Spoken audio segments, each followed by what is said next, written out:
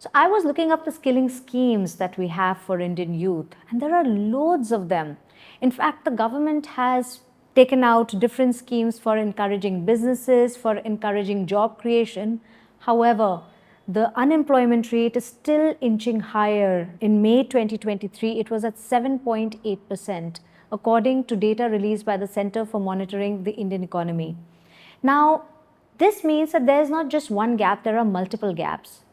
And while I've been talking to educators, social entrepreneurs, and other experts, everybody unanimously says that not only do we need a multifaceted approach, we also need multiple unique solutions to this problem. Now, these unique solutions could be solutions that would look at the background, the cultures, and the economic strata of the youth that we are focusing on. So my guest here, Pradeep Kumar, I welcome you on our show. He has a very unique solution for how he tackles this issue.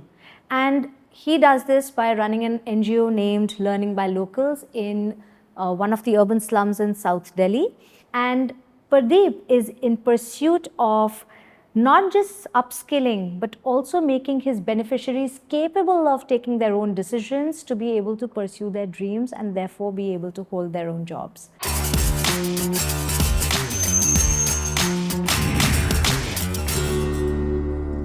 So I welcome you, Pradeep. Welcome to our show.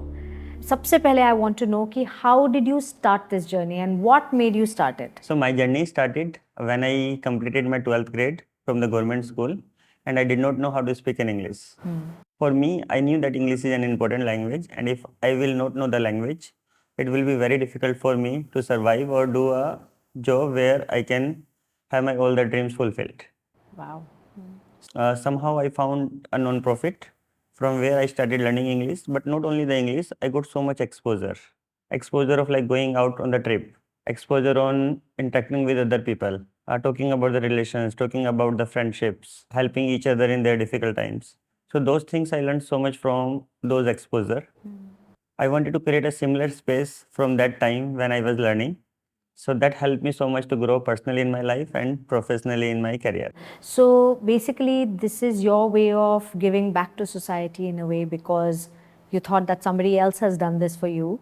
What I want to know is that what was that one trigger? Just say you thought that now I need to start my own NGO. When I was helping at the same non-profit from where I was learning, I was so happy. Like when I was helping other people, I was like finding the purpose of life, and I was so happy. And I said to myself that whenever I will be able to give back, I will give back. I can't give back to the people they have done something for me because they are already well settled in their lives. But I know that there are so many other people like me whom I can help, and I was already teaching in some slums.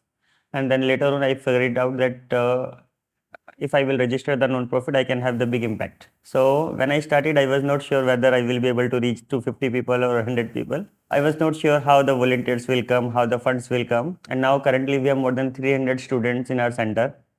And every day there is a success story or something is happening.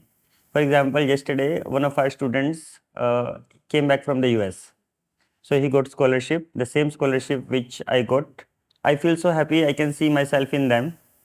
He went through our NGO and then coming back from the US with the different dreams, with excitement and giving back to the society or doing his professional work fascinates me to do more for the community.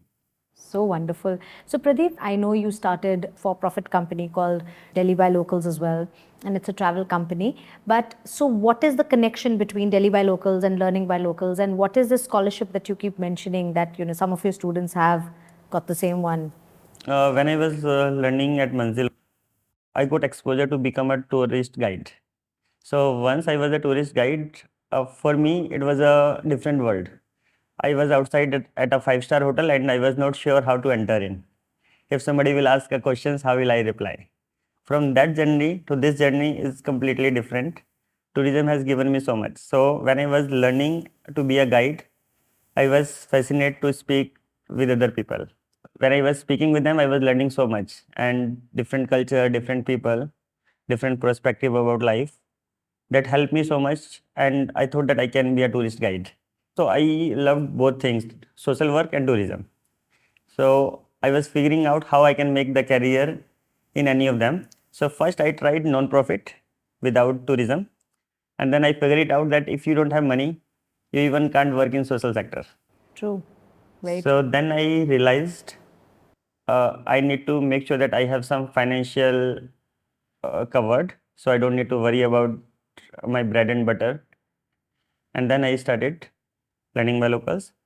But my journey, the scholarship is like 1 year scholarship, which is sponsored by the US department. I did not pay a single penny to study there. It's all covered, and I got the exposure and different learning from that program. Sometimes we used to visit the different businesses. Sometimes we used to go to volunteer in different fields. And I found the best people I have ever met in volunteering.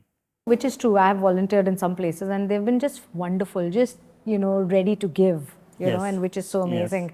So, Pradeep, what happens in your organization? What are do you have one program? Do you have two programs? So we have different programs running. Our main thing is we focus on the values than the subject.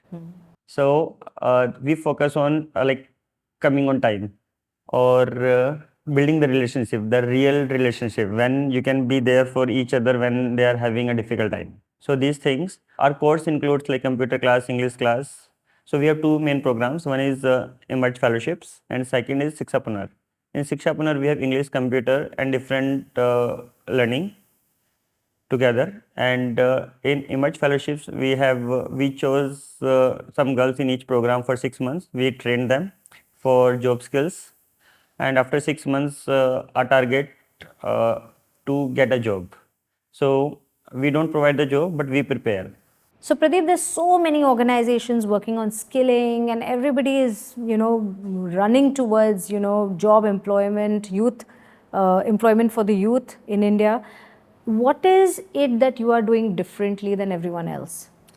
I personally feel that mindset of the people matters so much. When they are going for a job, are they going on time? Are they have the work ethic? For example, can they stay there for 9 hours or 8 hours or not having their issues that they are sick or they can't come on time? So these things matter so much, and these things we implement in our different programs. Students has to come on time for all the events. For example, if we are going on a trip, if 8 o'clock time, we will leave at 8 o'clock. Admission closes at 4 o'clock, means 4 o'clock. So if they are late, they will come next time and they will have to wait. So Wow. these things we learn from the failure. So students think that we are like so hard, we are not giving them admission, but we are preparing them for their real life. Catch Pradeep sharing stories of impact and what makes the Learning by Locals program a success. Coming up in part 2 of this episode.